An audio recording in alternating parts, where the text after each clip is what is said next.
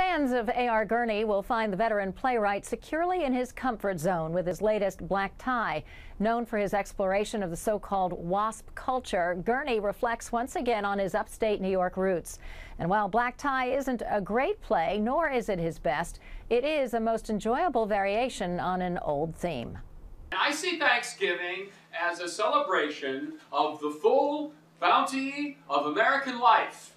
The story centers on 5 members of one family. Dad, Curtis, was raised in a world that's practically obsolete today, a time and place where ingrained traditions of civility and decorum ruled, and everyone in his privileged orbit was like-minded and educated.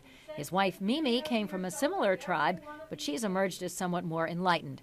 Their son, Teddy, and daughter, Elsie, have little use for such formalities, and Curtis's deceased dad returns periodically in ghostly form to make sure Curtis sticks with the program.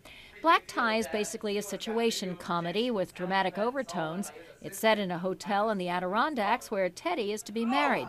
The action takes place just before the rehearsal dinner, to which Curtis plans to wear his dad's old tuxedo, or as Grandpa prefers to call it, his dinner jacket.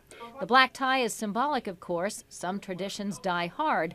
But while Gurney pokes fun, he's not looking to satirize the WASP culture. In fact, he seems to cherish much of it. And the overriding message is basically that it's important to pass on a sense of cultural continuity from generation to generation, even if some customs are not worth preserving. It's easy to poke holes in this one.